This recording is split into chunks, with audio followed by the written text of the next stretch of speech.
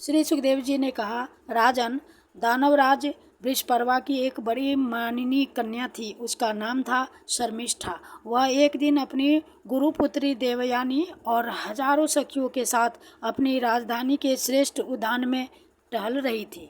उस उद्यान में सुंदर सुंदर पुष्पों से लदे हुए अनेकों वृक्ष थे। उसमें एक बड़ा ही सुंदर सरोवर था। सरोवर में कमल खिले हुए थे। और हरे कृष्णा सभी भक्तों को राधे राधे। श्रीमद् भागवत महापुराण के 9वां स्कंद की कथा चल रही है।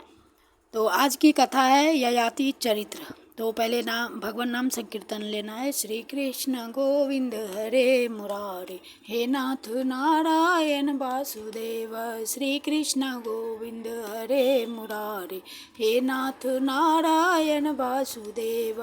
हे नाथ नारायण वासुदेव। हरे कृष्णा कृष्ण कृष्ण हरे हरे, हरे राम राम राम हरे हरे। हरे कृष्णा कृष्ण कृष्ण हरे हरे, हरे राम राम राम हरे हरे। हरे कृष्णा कृष्ण कृष्ण हरे हरे, हरे राम राम राम हरे हरे। कृष्णाय वासुदेवाय देवकी नंदनाय च नंदगोपकुमाराय गोविंदाय नमो नमः। नमः पंकजनाभाय नमः पंकजमालिने नमः पंकजनेत्राय नमस्ते पंकजांगये। श्रीमद्भागवत भगवान की जय। जय जय श्री राधे। श्री द्वारिकाधीश की जय। गिरिराज धरन की जय। नमः पार्वती पति हर हर महादेव। सद्गुरुदेव भगवान की जय। वृंदावन बिहारी लाल की जय। जय श्रीमद्भागवत भगवान की जय। भगवान वेद व्यास सुखदेव जी महाराज की जय। जय जय श्री राधे। जय जय श्री राधे। जय जय श्री राधे श्याम। अष्टादशों अध्याय ययाति चरित्र। श्री सुखदेव जी कहते हैं, परीक्षित, जैसे शरीरधारियों के 6 इंद्रियां होती है, वैसे ही नहुष के 6 पुत्र थे। उनके नाम थे यति, ययाति, संयाति, आयति, वियति और कृति। नहुष अपने बड़े पुत्र यति को राज्य देना चाहते थे, परंतु उसने स्वीकार नहीं किया, क्योंकि वह राज्य पाने का परिणाम जानता था। राज्य एक ऐसी वस्तु है कि जो उसके दांव पेच और प्रबंध आदि में भीतर प्रवेश कर जाता है, वह अपने आत्मस्वरूप को नहीं समझ सकता। जब इंद्र पत्नी शची से सहवास करने की चेष्टा करने के कारण नहुष को ब्राह्मणों ने इंद्र पद से गिरा दिया और अजगर बना दिया, तब राजा के पद पर ययाति बैठे। ययाति ने अपने 4 छोटे भाइयों को 4 दिशाओं में नियुक्त कर दिया और स्वयं शुक्राचार्य की पुत्री देवयानी और दैत्यराज वृषपर्वा की पुत्री शर्मिष्ठा को पत्नी के रूप में स्वीकार करके पृथ्वी की रक्षा करने लगा। राजा परीक्षित ने पूछा, भगवान शुक्राचार्य जी तो ब्राह्मण थे और ययाति क्षत्रिय, फिर ब्राह्मण कन्या और क्षत्रिय वर का प्रतिलोम यानी उल्टा विवाह कैसे हुआ? श्री सुखदेव जी ने कहा, राजन, दानवराज वृषपर्वा की एक बड़ी माननीय कन्या थी। उसका नाम था शर्मिष्ठा। वह एक दिन अपनी गुरुपुत्री देवयानी और हजारों सखियों के साथ अपनी राजधानी के श्रेष्ठ उद्यान में टहल रही थी। उस उद्यान में सुंदर सुंदर पुष्पों से लदे हुए अनेकों वृक्ष थे। उसमें एक बड़ा ही सुंदर सरोवर था। सरोवर में कमल खिले हुए थे और उन पर बड़े ही मधुर स्वर से भौरे गुंजार कर रहे थे। उसकी ध्वनि से सरोवर का तट गूंज रहा था। जलाशय के पास पहुंचने पर उन सुंदरी कन्याओं ने अपने अपने वस्त्र तो घाट पर रख दिए और उस तालाब में प्रवेश करके वे एक दूसरे पर जल उलीच कर क्रीड़ा करने लगी। उसी समय उधर से पार्वती जी के साथ बैल पर चढ़े हुए भगवान शंकर आ निकले। उनको देखकर सब की सब कन्याएं सकुचा गई और उन्होंने झटपट सरोवर से निकलकर अपने अपने वस्त्र पहन लिए। शीघ्रता के कारण शर्मिष्ठा ने अनजान में देवयानी के वस्त्र को अपना समझकर पहन लिया। इस पर देवयानी क्रोध के मारे आग बबूला हो गई। उसने कहा, अरे देखो तो सही, इस दासी ने कितना अनुचित काम कर डाला। राम राम। जैसे कुतिया यज्ञ का हविष्य उठा ले जाए, वैसे ही इसने मेरे वस्त्र पहन लिए हैं। जिन ब्राह्मणों ने अपने तपोबल से इस संसार की सृष्टि की है, जो परम पुरुष परमात्मा के मुख्य रूप है, जो अपने हृदय में निरंतर ज्योतिर्मय परमात्मा को धारण किए रहते हैं, और जिन्होंने संपूर्ण प्राणियों के कल्याण के लिए वैदिक मार्ग का निर्देश किया है, बड़े बड़े लोकपाल तथा देवराज इंद्र, ब्रह्मा आदि भी जिनके चरणों की वंदना और सेवा करते हैं, और तो क्या लक्ष्मी जी के एकमात्र आश्रय परम पावन विश्वात्मा भगवान भी जिनकी वंदना और स्तुति करते हैं, उन्हीं ब्राह्मणों में हम सबसे श्रेष्ठ भृगुवंशी हैं। और इसका पिता प्रथम तो असुर है, फिर हमारा शिष्य है। इस पर भी इस दुष्टा ने जैसे शूद्र वेद पढ़ ले, उसी तरह हमारे कपड़ों को पहन लिया है। जब देवयानी इस प्रकार गाली देने लगी, तब शर्मिष्ठा क्रोध से तिलमिला उठी। वह चोट खाई हुई नागिन के समान लंबी सांस लेने लगी। उसने अपने दांतों से होठ दबाकर कहा, भिखारिन, तू इतना बहक रही है, तुझे कुछ अपनी बात का भी पता है? जैसे कोए और कुत्ते हमारे दरवाजे पर रोटी के टुकड़ों के लिए प्रतीक्षा करते हैं, वैसे ही क्या तुम भी अपने घरों की ओर नहीं ताकती? तुम भी हमारे घरों की ओर नहीं ताकती रहती? शर्मिष्ठा ने इस प्रकार बड़ी कड़वी कड़वी बात कहकर गुरुपुत्री देवयानी का तिरस्कार किया और क्रोधवश उसके वस्त्र छीनकर उसे कुएं में ढकेल दिया। शर्मिष्ठा के चले जाने के बाद संजोगवश शिकार खेलते हुए राजा ययाति उधर आ निकले। उन्हें जल की आवश्यकता थी, इसलिए कुएं में पड़ी हुई देवयानी को उन्होंने देख लिया।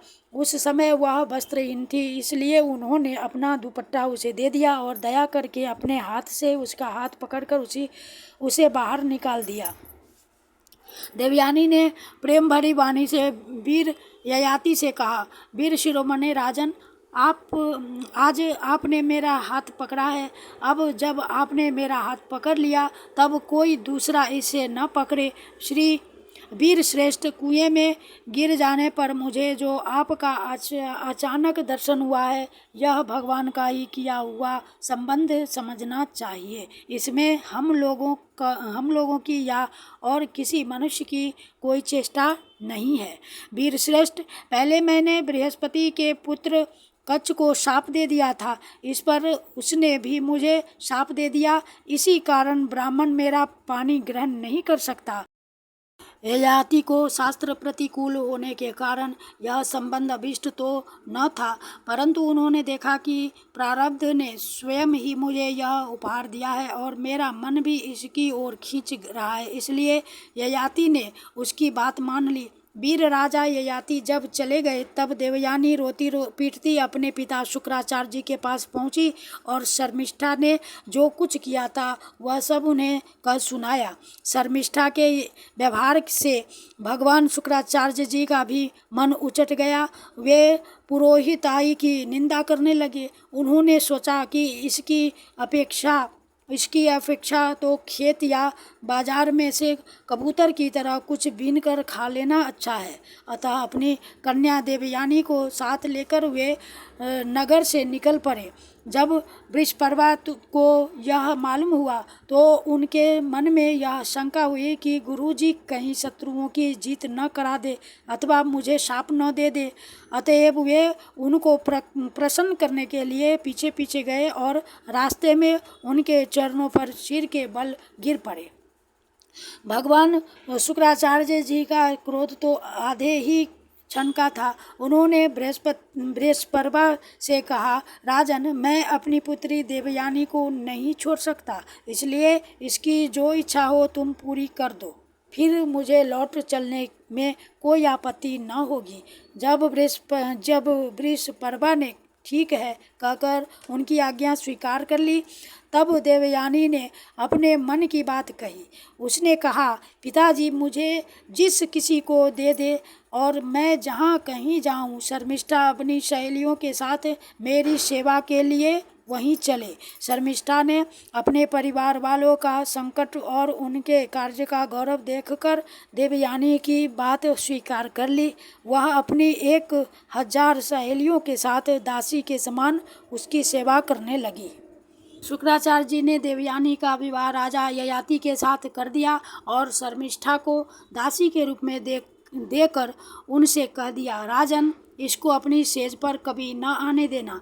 परीक्षित कुछ ही दिनों बाद देवयानी पुत्रवती हो गई। उसको पुत्रवती देखकर एक दिन शर्मिष्ठा ने भी अपने ऋतुकाल में देवयानी के पति ययाति से एकांत में सहवास की याचना की। शर्मिष्ठा की पुत्र के लिए प्रार्थना धर्म संगत है, यह देखकर धर्मज्ञ का राजा ययाति ने शुक्राचार्य की बात याद रहने पर भी यही निश्चय किया कि समय पर प्रारब्ध के अनुसार जो होना होगा हो जाएगा। देवयानी के 2 पुत्र हुए, यदु और तुर्वसु, तथा वृषपर्वा की पुत्री शर्मिष्ठा के 3 पुत्र हुए, द्रुह्यु, अनु और पुरु। जब माननी देवयानी को यह मालूम हुआ कि शर्मिष्ठा को भी मेरे पति के द्वारा ही गर्भ रहा था, तब वह क्रोध से बेसुध होकर अपने पिता के घर चली गई। कामी ययाति ने मीठी मीठी बातें, अनुनय, विनय और चरण दबाने आदि के द्वारा देवयानी को मनाने की चेष्टा की। उसके पीछे पीछे वहां तक गए भी, परंतु मना न सके।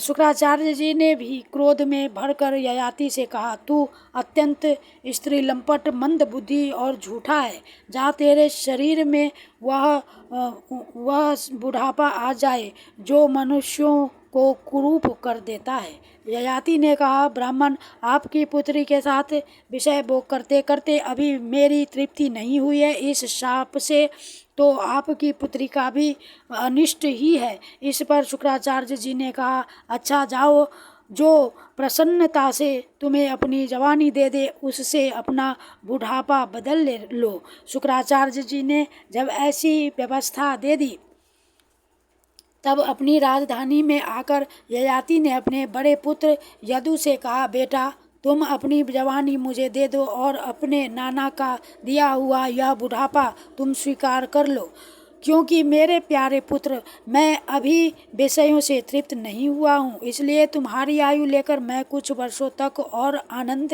भोगूंगा। यदु ने कहा, पिताजी, बिना समय के ही प्राप्त हुआ आपका बुढ़ापा लेकर तो मैं जीना भी नहीं चाहता, क्योंकि कोई भी मनुष्य जब तक विषय सुख का अनुभव नहीं कर लेता तब तक उसे उससे वैराग्य नहीं होता। परीक्षित, इसी प्रकार दुर्वसु, दुर्व्यू और अनु ने भी पिता की आज्ञा स्वीकार कर दी। सच पूछो तो उन पुत्रों को धर्म का तत्व मालूम नहीं था। वे इस अनित्य शरीर को ही नित्य माने बैठे थे। अब ययाति ने अवस्था में सबसे छोटे किंतु गुणों में बड़े अपने पुत्र पुरु को बुलाकर पूछा और कहा, बेटा, अपने बड़े भाइयों के समान तुम्हें तो मेरी बात नहीं टालनी चाहिए। पुरु ने कहा, पिताजी, पिता की कृपा से मनुष्य को परम पद की प्राप्ति हो सकती है। वास्तव में पुत्र का शरीर पिता का ही दिया हुआ है। ऐसी अवस्था में ऐसा कौन है जो इस संसार में पिता के उपकारों का बदला चुका सके? उत्तम पुत्र तो वह है जो पिता के मान की बात बिना कहे ही कर दे।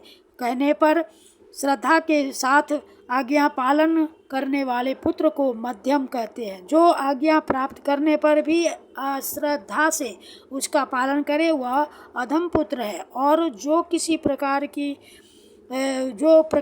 प्रकार भी पिता की आज्ञा का पालन नहीं करता उसको तो पुत्र कहना ही भूल है, वह तो पिता का मल मूत्र ही है। परीक्षित, इस प्रकार कहकर पुरु ने बड़े आनंद से अपने पिता का बुढ़ापा स्वीकार कर लिया। राजा ययाति भी उसकी जवानी लेकर पूर्ववत विषयों का सेवन करने लगा। वे 7 द्वीपों के एक छत्र सम्राट थे। पिता के समान भलीभांति प्रजा का पालन करते थे। उनकी इंद्रियों में पूरी शक्ति थी और वे यथावसर यथा प्राप्त विषयों का यथेच्छ उपभोग करते थे। देवयानी उनकी प्रियतमा पत्नी थी। वह अपने प्रियतम ययाति को अपने मन वाणी शरीर और वस्तुओं के द्वारा दिन दिन और भी प्रसन्न करने लगी और एकांत में सुख देने लगी। राजा ययाति ने समस्त वेदों के प्रतिपाद सर्व देव स्वरूप यज्ञ पुरुष भगवान श्री हरि का बहुत से बड़ी बड़ी दक्षिणा वाले यज्ञों से यजन किया। जैसे आकाश में दल के दल बादल दिखते हैं और कभी नहीं भी दिखते, वैसे ही परमात्मा के स्वरूप में यह जगत स्वप्न माया और मनोराज्य के समान कल्पित है। यह कभी अनेक नाम और रूपों के रूप में प्रतीत होता है और कभी नहीं भी। वे परमात्मा सबके हृदय में विराजमान है। उनका स्वरूप सूक्ष्म से भी सूक्ष्म है। उन्हीं सर्वशक्तिमान सर्वव्यापी भगवान श्री नारायण को अपने हृदय में स्थापित करके राजा ययाति ने निष्काम भाव से उनका यजन किया। इस प्रकार 1000 वर्ष तक उन्होंने अपनी उस श्रृंखल इंद्रियों के साथ मन को जोड़कर उसके लिए प्रिय विषयों को भोगा, परंतु इतने पर भी चक्रवर्ती सम्राट ययाति की भोगों से तृप्ति न हो सकी। इति श्रीमद्भगवते महापुराणे परमहंस्यां संहितायां नवमस्कन्धे 18 श्रीकृष्णार्पणं कृष्ण श्रीकृष्ण गोविंद हरे मुरारे हे नाथ नारायण वासुदेव। श्रीकृष्ण गोविंद हरे मुरारे हे नाथ नारायण वासुदेव। हे नाथ नारायण वासुदेव। हरे कृष्णा कृष्ण कृष्ण हरे हरे, हरे राम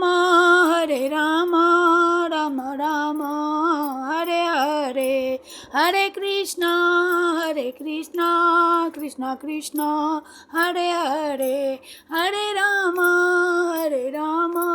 राम राम हरे हरे, हरे कृष्ण कृष्ण कृष्ण हरे हरे, हरे राम राम राम हरे हरे।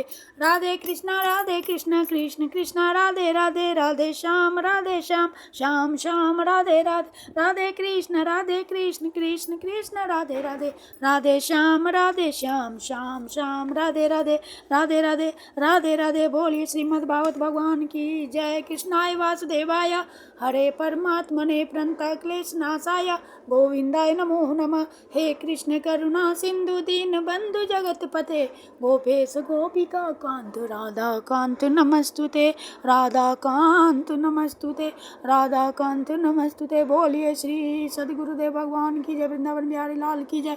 गिरिराज धरन की जय। श्री नमः पार्वती पते हर हर महादेव की जय। जय श्री राधे, जय जय श्री राधे, जय जय श्री राधे श्याम। श्री वृंदावन धाम की जय।